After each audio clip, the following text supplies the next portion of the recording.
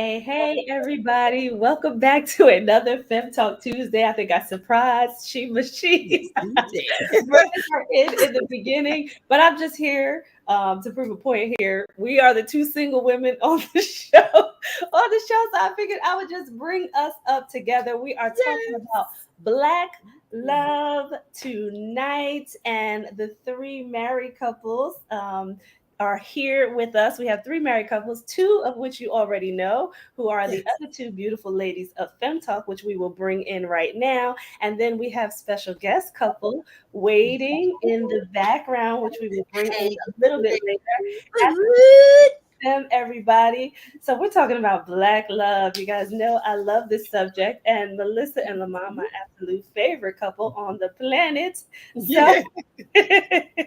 yes, I have interviewed them so many times, you guys, just learning about Black love and what it takes to continue a relationship. And the other special couple that is waiting, also in the green room. I hope they have some good drinks and good snacks while they wait. But these two couples, they both have been married for over 30 years. So, boy, oh boy, I can't wait to talk to both of the couples. But Woo-hoo. before we do, everybody, you know what we like to talk about first. So, here you go.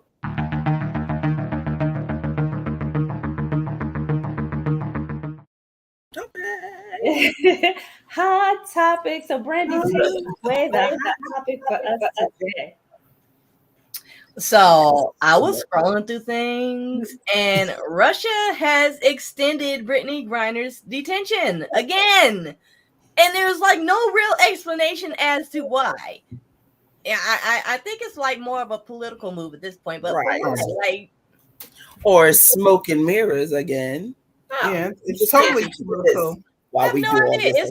It's like they think they have a bargaining chip, but like I love the sister queen, of course, but we all know where Black women stand as far as this country is concerned. So Russia, let Yeah. it go. We want our sister back. Right. You can't negotiate with our government about this. Like, just give our sister back, man. Yeah. Right. Give our sister back. They interviewed the commission and the NBA commissioner the other day, and he indicated that they did not make a big thing out of it at the beginning because they didn't want to. They didn't want to show how much of a bargaining chip she would have been. So they thought if they kept it quiet, that if it didn't become a big public relations issue, that the Russian government would quietly just return her home. Right. So they was taking advice of the government. But he said at this point, we're we've been making all efforts to really push. And as you know, the WNBA, every team has it represented, has her BG all over the place, and every team has it on their court. And it is sad because they're using her. But the sad thing is that she's being, you heard the other detainee that just got released from Russia. He came out at one of the rallies they had for her, and he said she'll never be the same. He says it's one of the worst situations you'll ever be. And every day you wake up, you wonder how do you get through the next day. And he's also joined the cause, and he's fighting for her freedom. So just keep her lifted up and prayed for, because we hope when she does come back, she at least can live a good life after. Normal life. Right. Definitely. Yeah. And what And are if they it was asking hard for for at this him, point? Say it again. What are they asking for at this point? What is Russia asking for at this point? Nothing.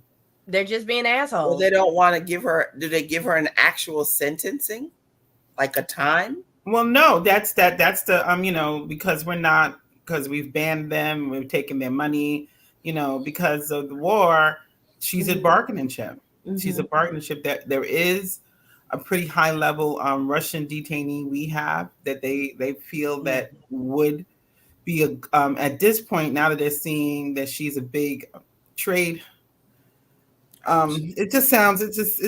You even hate saying it because this is a person. This is a person in their life, Yeah. and they're using her as a bargaining chip at this point to get one But of she's their. expendable, it seems like, to our country, right? Like what Brandy was saying earlier. So she's not even a bargaining chip at this point.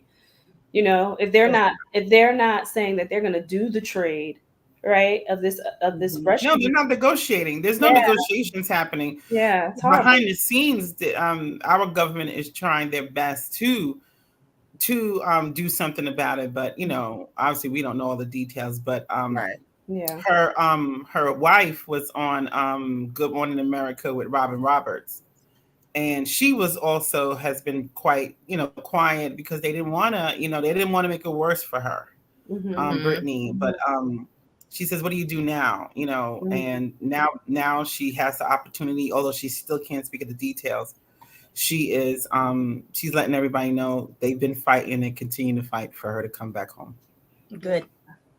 Jeez. Yeah. So we have my mom out there saying hello to everyone. Hey, Okay. mommy. And she said hello twice. Hey, hey. All right. So, ladies, on in basketball, I just want to mention too because it's NBA Finals. Uh, Me too. Game 5 You was should have yesterday, known that and was the going to be war. one. You had to know that that was going to be one because Steph Curry is my basketball son. You know, Steph I'm claiming Curry. him. I'm claiming him, and he had a bad game yesterday, but they still won. They still So did. they're They still And did. I hope the Celtics win game 6 because I wanted to go down to the wire. I want to see them leave it you're all that on the court, man. I'm Yes. that fan. And please let them win tonight. When is Tomorrow, it? Thursday? I just Thursday. want to Sorry, win. Thursday. Yeah, Brandy sounds like the commentators. They like, listen, we want to do this again. So yeah. y'all need to tie that thing up so we can come back. On Everybody a wants Sunday, Game 7. I don't want Game 7. Or- I want it to Me, end. You want me game either, 6, Mimi. I 5, want and be game 6. over. I want them to take it in 6, and that's it. Let that be it. Hopefully they take it in 6 and Curry gets the MVP. That's right. Good. Look I'm at good. my cousin Lily out there. Yay! Hello, She Lily. got So on. we're gonna give Lily a shout out too because she is getting married on July 16th. And Lily, we're talking about Black love today. So you can learn from these two amazing couples that have been married for over 30 Absolutely. years, but excited to be at her wedding on July 16th. We're gonna party and Congratulations.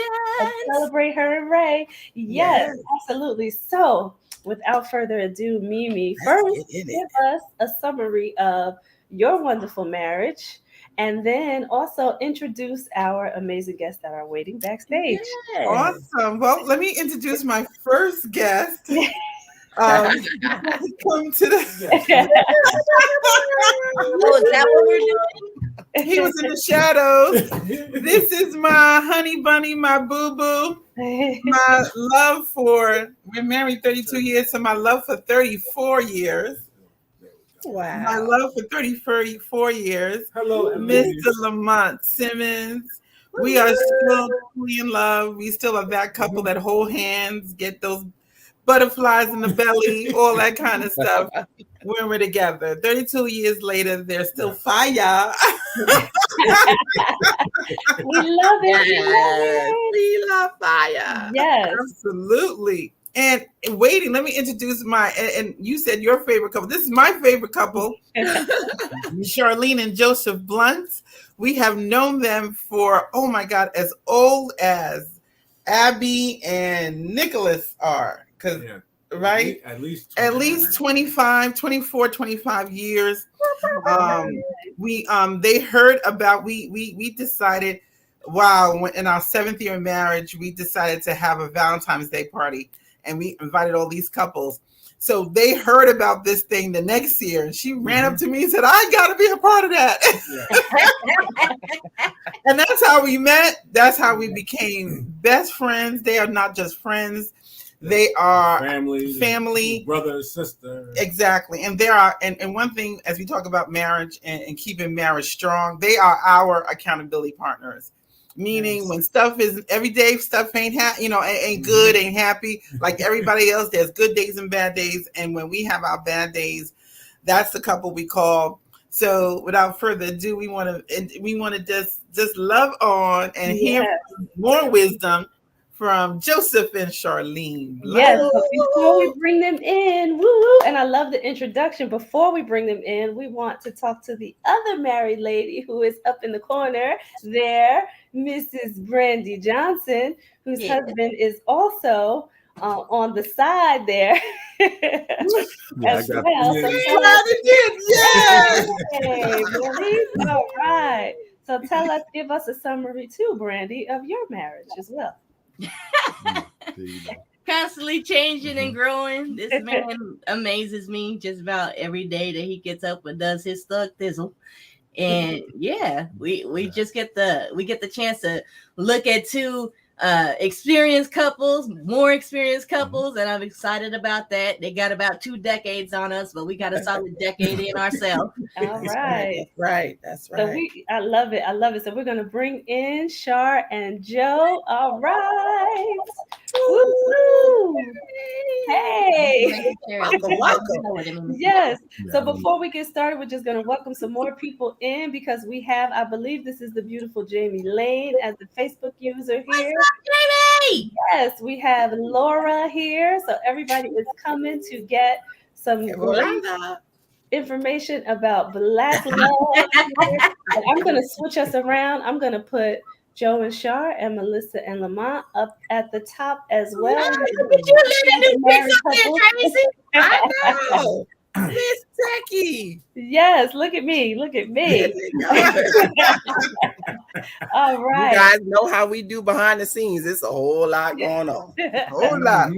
Absolutely. So we just want to talk to these amazing couples here in this month of Juneteenth, showing off your Black love. We love you couples that have been just staying in it. So give us, if you could give us one word that you would deem the most important that helps you keep your marriage together. Try to summarize that in one word. I just want to hear what each couple has to say.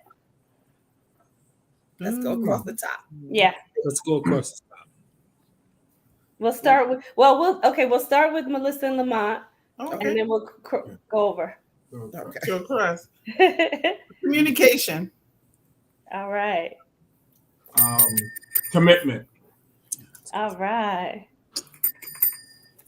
Get my bell. Patience. Ooh. Definitely necessary. Continued growth. Nice. Consistency. Ooh. And I would have to say faith. Oh, all great ones. Wow. Wait, I need to put these in the Wonderful. comments while you guys. Right.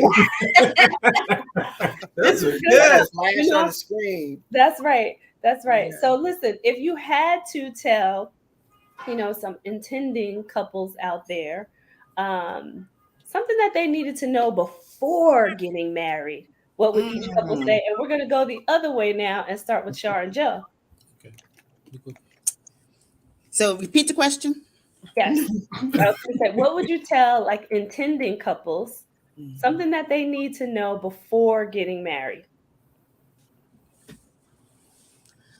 So one of the things that I think is really important, and it's interesting now because our son is getting married in November, and he and I. So I happen to be the mom of the groom, and so we've been talking a lot about just life and marriage, and so one of the biggest things I wish I had known more about was patience. The fact that two individuals from different backgrounds, different households, different cultures, different upbringings, different ideas, different religions are coming together to make a family is one of the hardest things that I ever had to do. And so looking back, so I've known my husband since we were in first grade. We were literally like neighbors. But we didn't like date or hang out with each other until I was in high school. And just to fast forward, not go through all the details, Joe has been extremely consistent from when I was 15 years old. I've never known life from 15 years old without him. I've just never known life without him. He's always been my friend.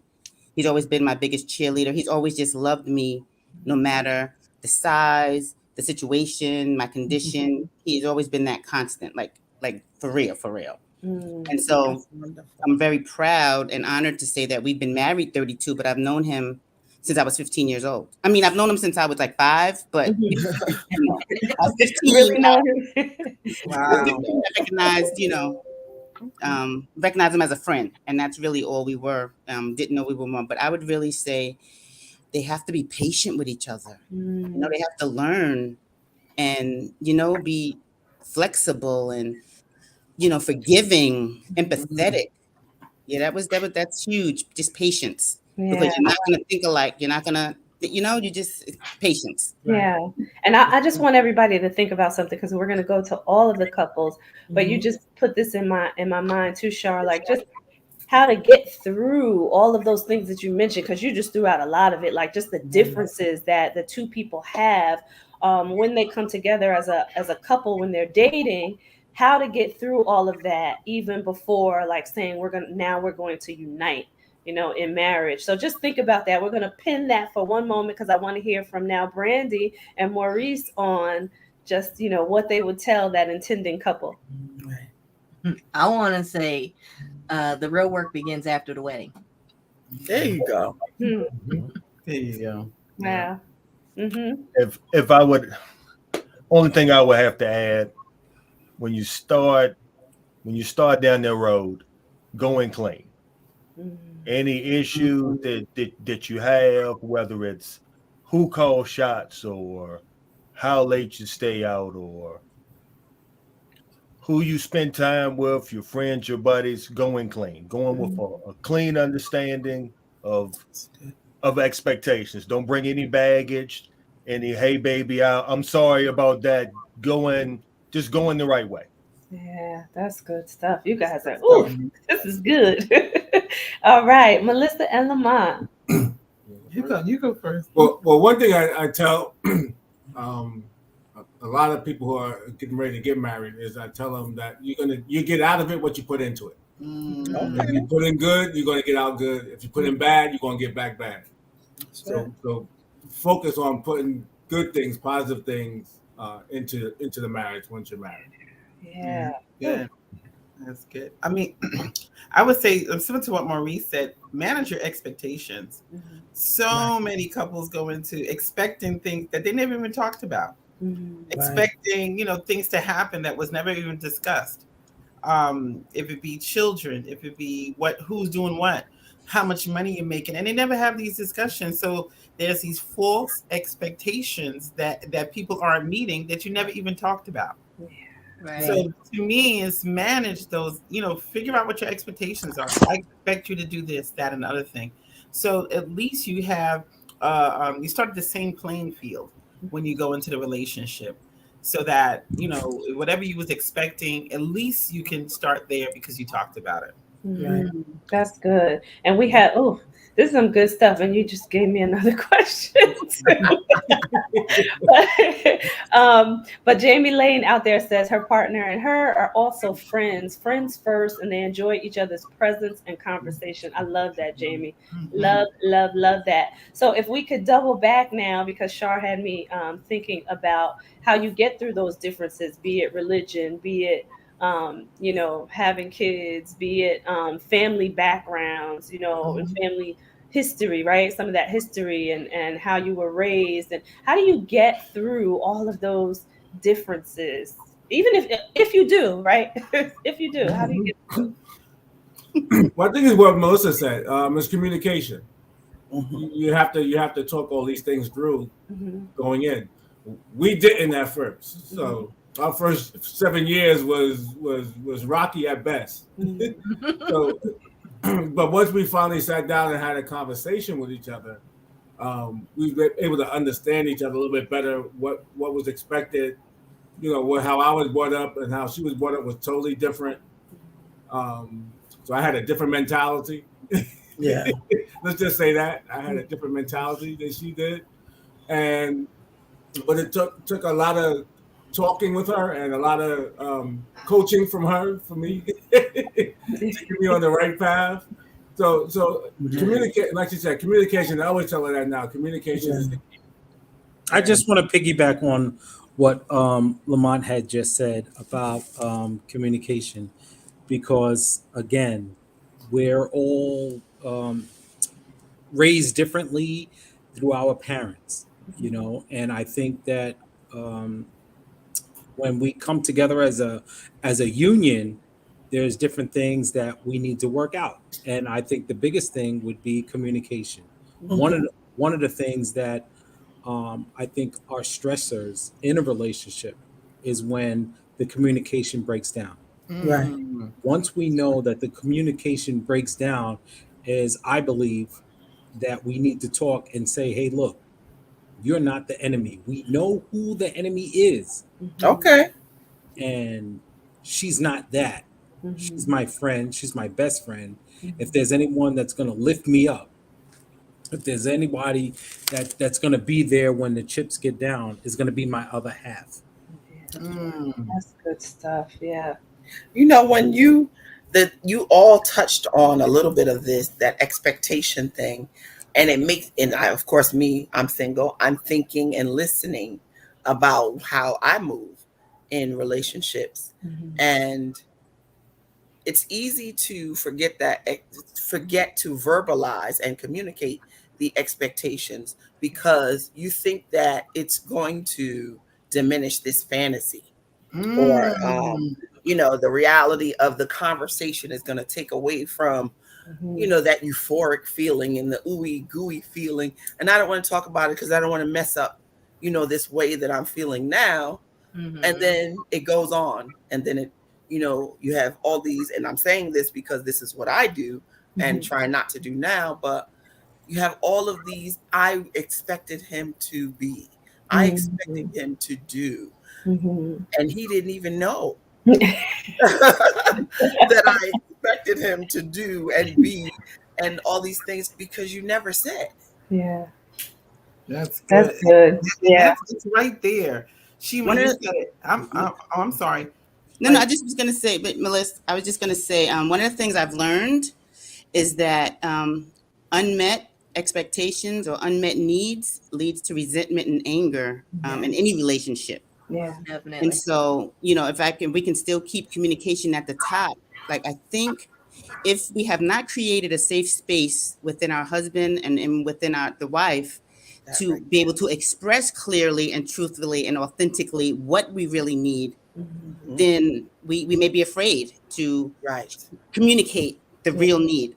So creating a safe place is vital. What I mean by safe place, you being able to be naked and unashamed, vulnerable, and not having it thrown in your face or used as a weapon against you later. Absolutely. Very few couples, and we've done marriage ministry for years, but very few couples have created this safe place within each other for each other. That's right.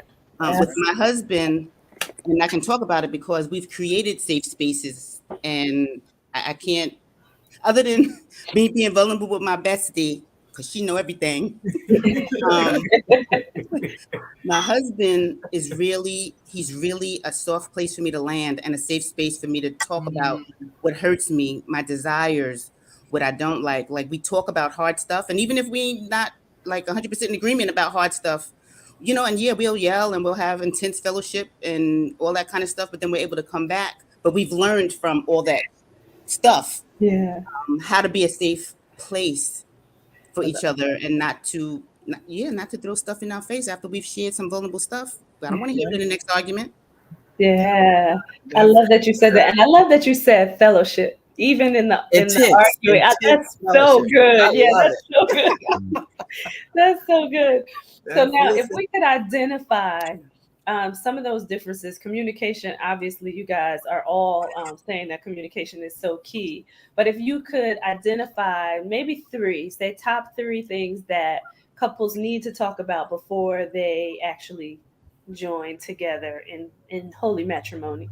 No, I was going to say Joe, go ahead. Faith, family, and consistency. Those are my top three. It's a big one. Yeah.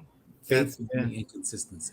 Because once you're consistent in everything that you do, everything else, I believe, falls into play. And so, I just was gonna, and it kind of coincides with what Joe said, for our family, what worked was after our first child was born, And then we had, a couple of miscarriages or whatever. And then we had a stillbirth that totally rocked our faith, rocked our world, rocked our life.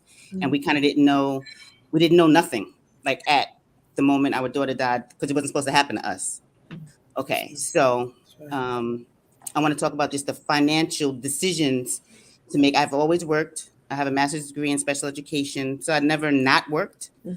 But when we had in 1997 that devastating news, it was easy for me to go right back to work because my principal had said to me, Shaw, whenever you want to come back to work, you can come back to work. So me thinking, yeah, well, what else am I going to do? I don't have a baby. My son's going to be 7. He's already in 2nd grade.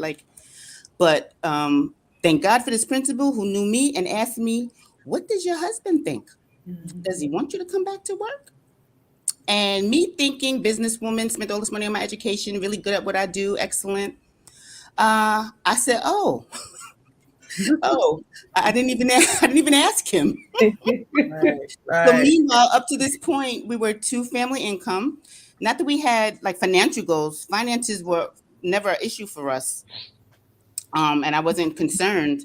But so Joe said, oh no, honey, we need you to be at home. Me and Jay need you. That's my son we were grieving, and we need you to be at home. Never considered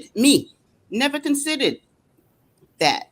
Wow. And so finances really never became an issue for him. In my head, because we overthink everything. I'm thinking, what I'm gonna do? Like, what's gonna be my money? Just real talk. Go ahead, girl. Yeah. That's right. Again, I have to say, for my husband, finances was never an issue. He always knew he was going to take care of us. We was going to be fine. Lifestyle was going to be the same. Shaw, don't worry. We need you to be at home because we're grieving and we need your anointing. Period. And I just want to say kudos to Joe for that too, for showing that vulnerability to you and saying, we need you. Because stereotypically, right, or society, the man is not supposed to necessarily show those type of emotions and be that vulnerable. But for him to be able to just tell you that, so that goes back to what you mentioned earlier, Shar, about that safe space that you both created for each other and being able to be vulnerable. I love that. So Brandy and Maurice, talk to us about what you would say your top 3 is for the intending couples. Man, this is good stuff. I know. That's on you, Mr. Johnson. I follow your lead. Well, I think one of the 3 has to be goals. You need to be able to talk to each other openly and understand that, hey, this is what I'm looking to do. No surprises. And make sure you have a buy-in on both sides in regards to what you're trying to accomplish and what comes along with it, because with every goal there's a sacrifice. Okay. All right. Yeah. You got the bell ring on that one. Find it. Now, second, I would say it would be managing your affairs, your likes and dislikes confidentially. There's always going to be others ruffled. There's always going to be I don't like this, I don't like that. The sun doesn't shine every day. But when you're married, you've made a commitment and you've made an oath under God. And because you've got your feathers ruffled, it's like being in a room alone by yourself. It's just you two. You can't run down the street and go to mom or call dad or run to your brother. You have to find a way in that box to compromise and work it out. And family is tribal. If I call my sister now and I vent to her about an issue with Brandy, yeah, sure, Brandy shouldn't have did that. And if Brandy does the same, she's going to get the same result because your family loves you. That's natural. That's right. But the issue is if we butt heads or we're having a rough day or two, no one in our circle should be able to walk up and visually know that. That's good. That's good. That's good. All right, Lamont and Melissa. Go ahead. I would say one of the big things for us, and I think a lot of couples really need to decide is financially where they stand. Understanding finances. I don't believe, I believe in pillars of marriage, and I don't believe that finances is a pillar. The conversation about finance is a pillar, meaning you could decide where you're going to do and how you're going to do everything, but you have to decide. And couples don't break up or have big fights over finances because they have too much or too little. They have fights because they never talk about it. Okay. Yeah. It's not a discussion. Mm-hmm. What are we going to do with our money? Mhm. Like, am I going to have money for spending? Like Charlene mentioned, what are we doing? Like, I remember in our marriage, we said, okay, anything over $200, you got to call me before you make that purchase. Not that we didn't, not that I was checking in, but that's what we decided. So that, again, managing our expectations, so that I knew he wasn't going to go off and buy this big purchase without talking to me. Yeah. So it wasn't about money; it's the communication about it. Because I know for us that was a big, that was a lot of contention early in our marriage. So I would say definitely that, and building trust. I think Maurice, you hinted on that too. Is like we have to believe in each other. I have to know. Charlene talked about it. Have that safe space. I have to trust that you're going to be there. You're going to be there with me. That even if we have intense fellowship, that's not going to cause you to pack your bags and leave. That's right. That's going to, one of my things was always don't fear to fight. I can't fear fighting with him. Because if I fear fighting with my husband, then we won't fight and we won't talk. They talk about in a number of books. I forgot the book title right now, but a good relationship isn't good until you get that first fight. You get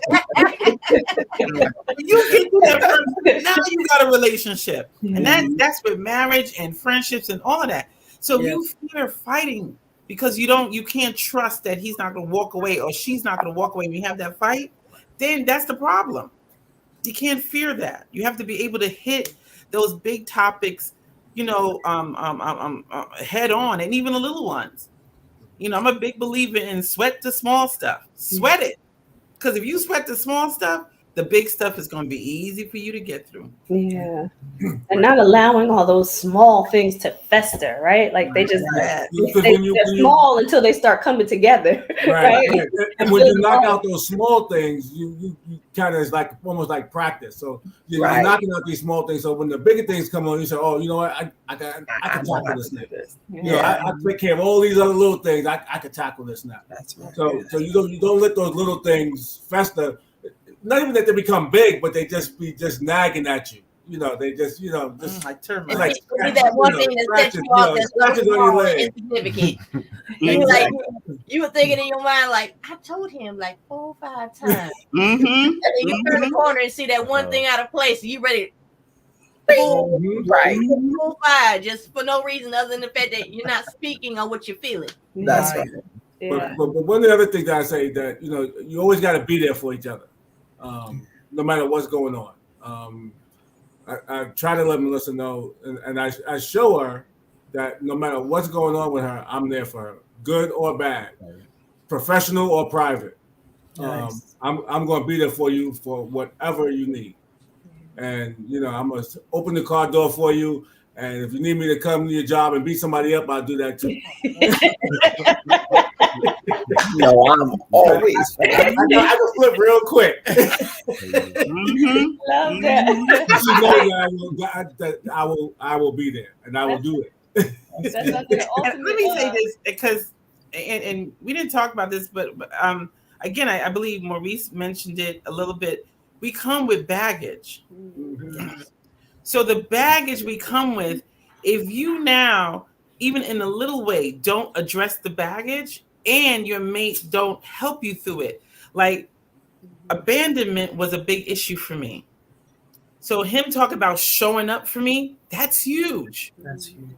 That's huge for me because that was the baggage I came into the marriage with, being abandoned. So that's a fear of mine. So him showing up all the time, no matter what. You know, I always said, "Don't leave me, don't." You know, like once we was in the mall and he drove away, and I came. I said, "Where'd he go?" And this sense of abandonment came over me. I was like undone. I just went to park the car. He went to park the car. I said, "Don't ever leave me again." And you have to understand how serious that was for me. And once he understood that, then he knew, honey, I'm coming. Then Brett, I'm coming back. Don't worry. So again, addressing the baggage and helping your mate through it, you know. And that's good to know some of those sensitive points too, right?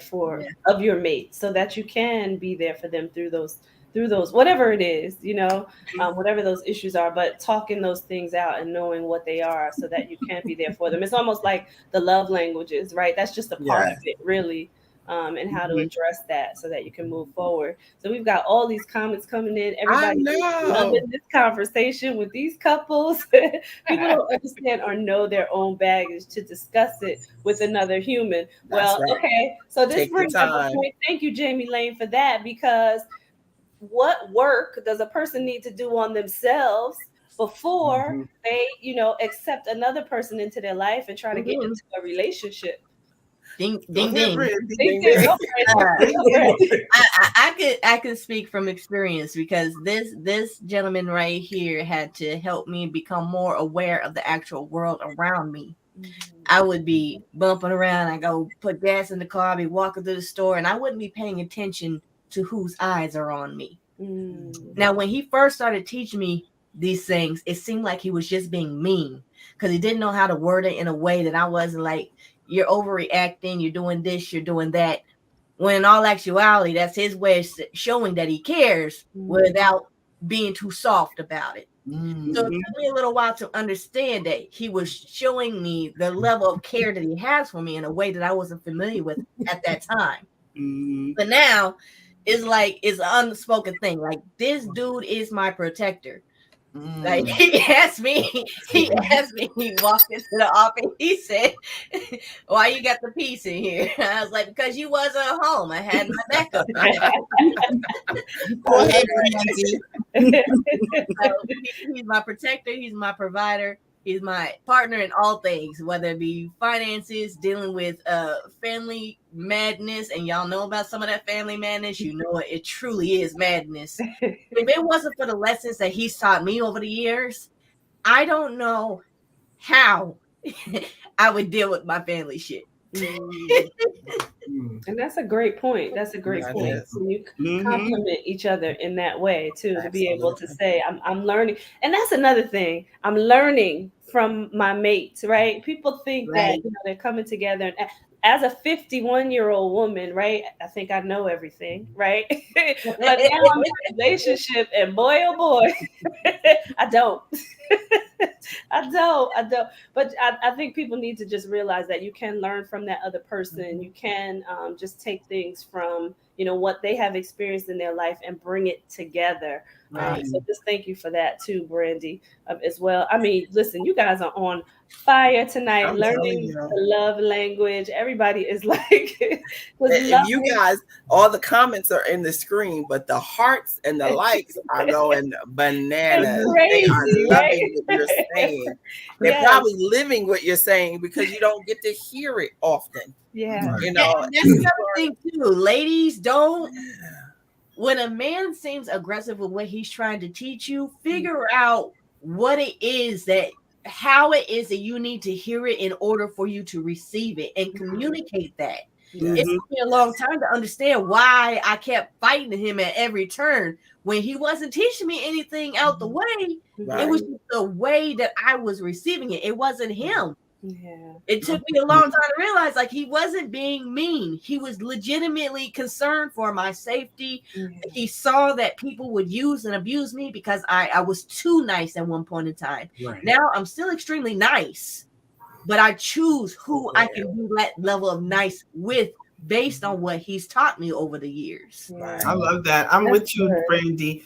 Letting go that aggressive, independent, I'm every woman, you know, that whole attitude, you gotta let it go. You gotta let it go, because and let them be the husband. You know, I remember talking to couples and I said, I can't wear his shoes.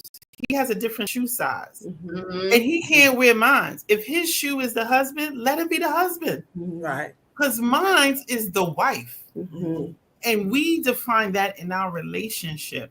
So allowing him to be the husband, the man, and protect and comfort and be there and not fight it. I don't, I'll sit and wait in the car now. Open the door. I don't jump out the car now. I've learned that. And that's an example, but I let him be my husband. Yeah. I don't jump in front of him to do things. Because to your point, that was the fight. That 7 years he talked about. That was the fight. Trying to do it my way. I'm a woman. I could take it. Yeah. My mother said, no. We just going on. And he's looking at me like, yeah, okay, whatever. To all of you guys' point, Tracy talking about how independent we are as single women, Brandy just learning how to accept what this man is saying to you. I'm thinking about tonight and all of those points. I was supposed to do a segment. Y'all didn't catch that. I was ready for my segment. You can still do it. It's not too late. Wait a minute. I'm talking. Don't try to. Not too late. I was so excited about Black love that I started to think about some of the other things. And the other point that hit me was reflection, because we're so quick to be like, you didn't. You talked to me this way. You hurt my feelings, or you didn't do this. But we don't ever turn the mirror around ourselves and say, well, goodness, did I even hear what he said to me? Yeah. Right. Was I even listening? Was I even knowing that he was there? Yeah. Or was I just in my own head, getting ready to say the next thing that the independent, I don't need to hear you, you don't tell me what to do woman says? That's good. So She, would you like to do your segment right now? You got it. Go to a commercial. You already got it. That my segment was that. I was going to talk about reflection. I love it. We're so quick to look in the mirror. And of course, you know me, I'm going to look in the mirror and be like, oh, she's so cute. But it's hard to look in the mirror and be like, you shouldn't have said that. Yeah. That now, did you even listen to what that person was saying to you? That's good. It's easy to pick it up and see that you look good. It's hard to pick it up and be like, you didn't look good. Yeah. It wasn't a good look for you. Yeah. That's good stuff. We're going to go to a quick commercial break, everybody, and we're going to come back in to talk about Black love. Once again, I love this. So keep that right there. We're going to talk more about reflection, because I love this point that Shima brought up. I also want to talk to the couples about what they think about this reflection and how that has come up for them and how they have gotten through it. So here we go, everybody. Commercial break time.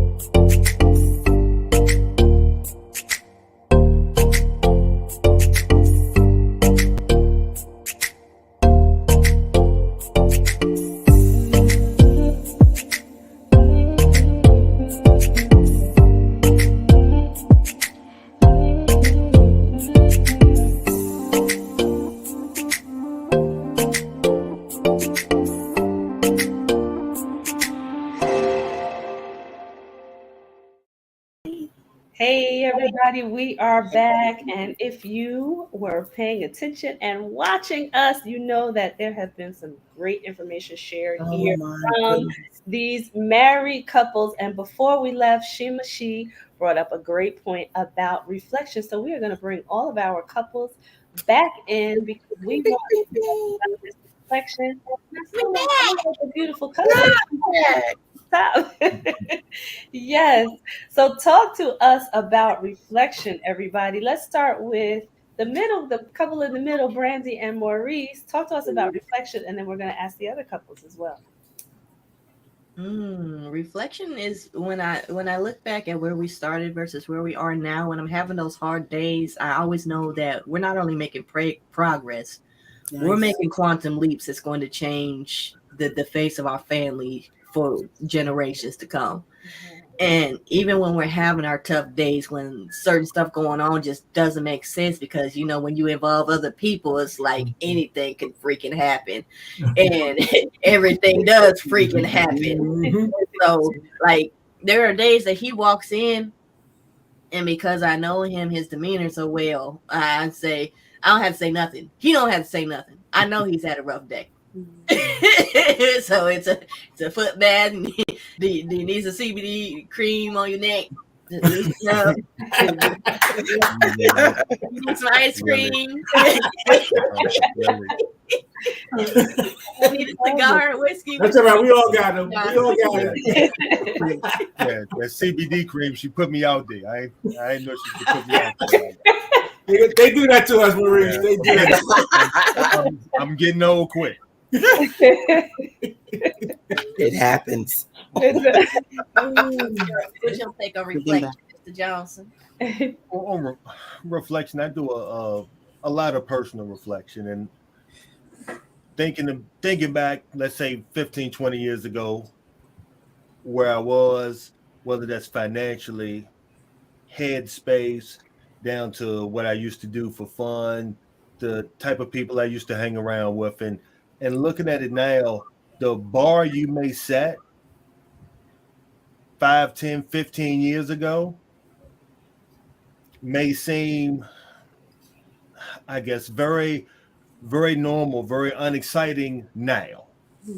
So when I look at it now in reflection, um, I'm happy in my marriage. I love my wife. Most days, I love what I do. Uh, I'm so thankful for my family and so many things I have going for me. But in reflection, I would say for so many years I took for granted what I already had, to have a loving family, a loving companion, a healthy mom and dad. A lot of times you can get caught up so much in what you don't have, and you can fret, and it can really put you in a space that basically you present a smaller version of yourself to the world. Okay. Come on, Maurice. That's good. Yes, Why that's I keep them hidden most of the time, right? That's right. that's Come on, good. Fem talk. Yes. Good What about stuff. you, Shar Joe?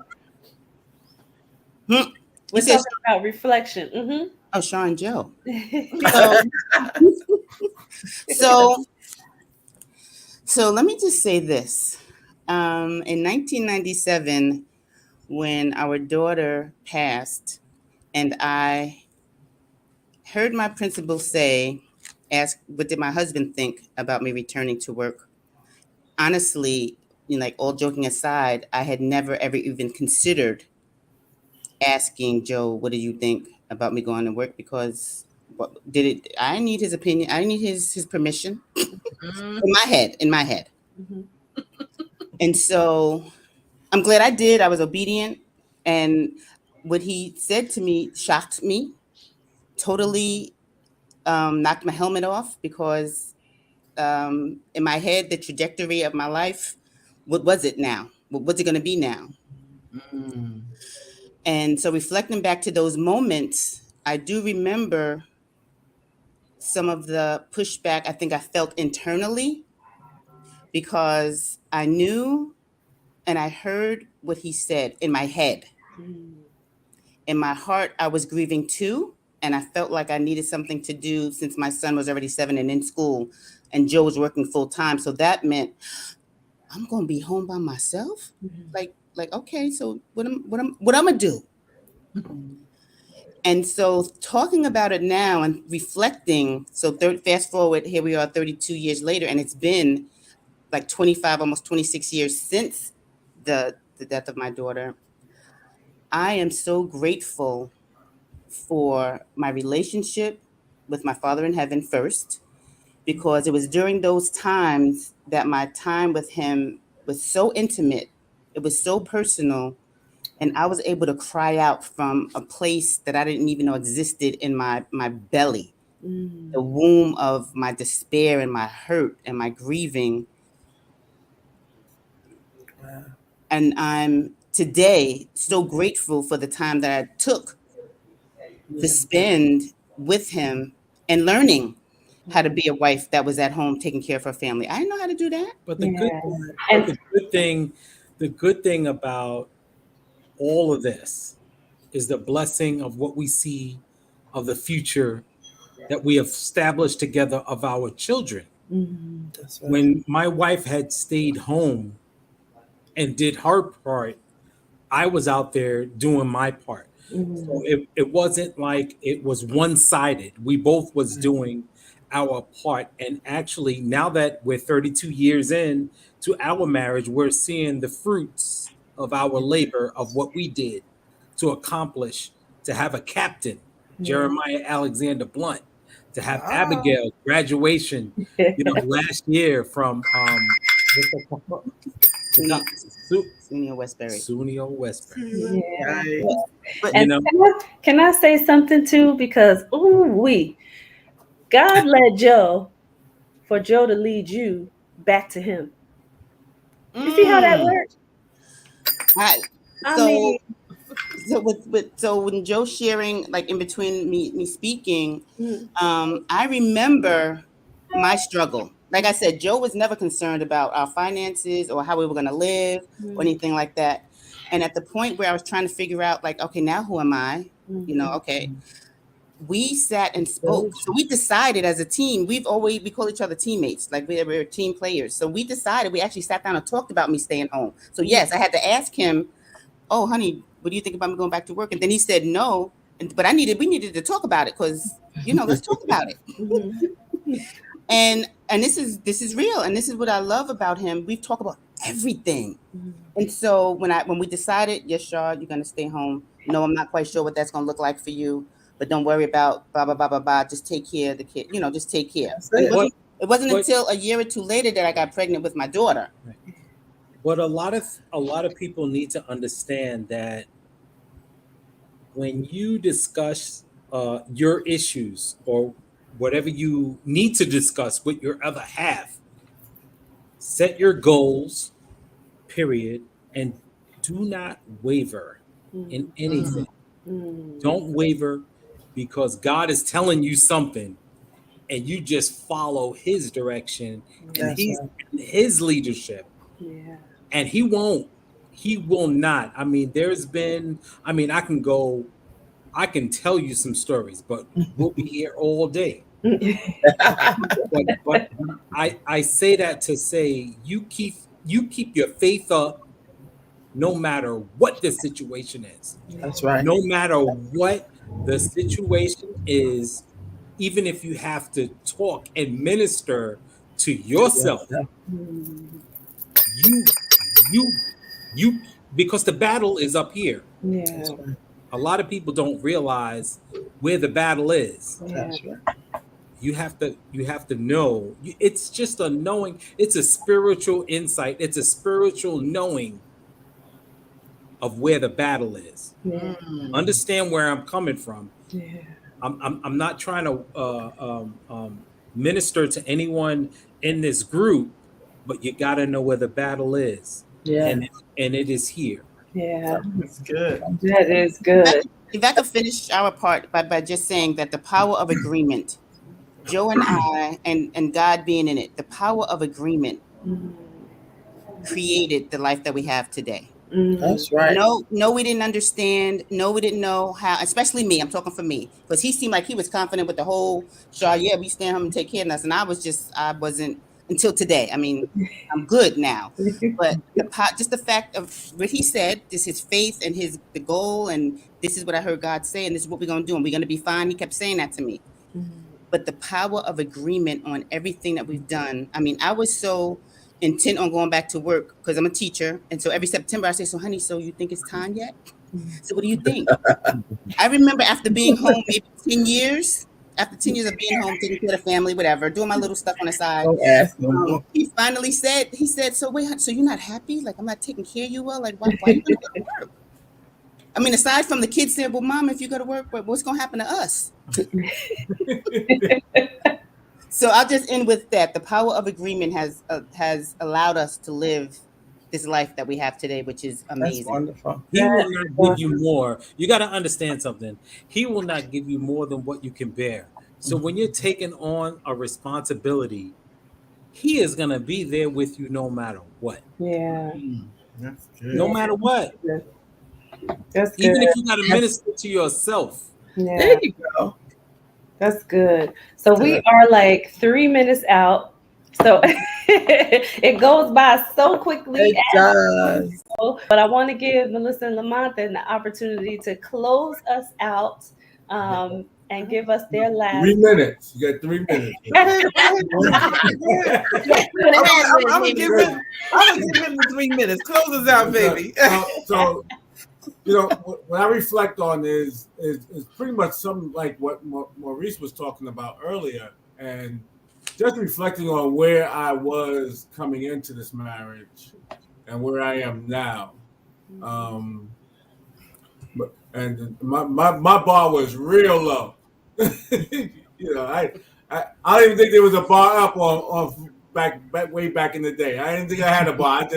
I just flowed with, you know, wherever the wind blew me, that's where I went. And but now just being married and I think once my daughter was born, it gave me that sense of responsibility to say I have to be different. And that started me raising the bar for what I expected from myself, for my family, and what I had to do for my family, for my wife and my kids. Once my daughter was born, that's what sparked the change in me. Mm-hmm. And that's pretty much it. I just look at that that time back where I was prior to in those first 7 years of marriage to where we are now. We're also 32 years in, Right. And the bar is much higher. Also thanks to my child and also thanks to my wife, as she helps me set my bar higher every day. Even to this day, she's helped me set my bar higher. And I think for me, the final is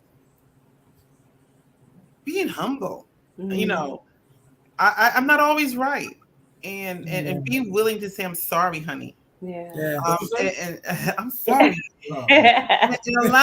and allowing that to happen, you know, and being okay with forgetting things. Yeah. You know, I think my bestie over there said, you know, sometimes we have to pray for forgetful, you know, to forget things. Yeah. Oh, that's like the power of forgetting. Yes. They don't talk about that, but we need it because those are the things we dwell on sometimes, and we need to forget. Right. Yeah, because it's a gift to forget certain things. So now you're not resentful because of it. You're not hurt over it anymore. Yeah. And so letting those things in the past go, like why am I upset anymore? So letting things go. Yeah. I let things go so much easier now. I'm learning when I reflect. I'm learning not to fight over everything. Yeah. I'm learning to be a little bit more peaceful. And I'm sorry, baby, but we have to go. And it's the end of everybody. So stay humble and learn how to forget. I want everybody to just end on that note. We love you, everybody. Thank you, everybody, for joining. And we will see you next week, Tuesday evening at 8:30 p.m. here on FEM Talk on E360 TV. Take care, everybody. All right.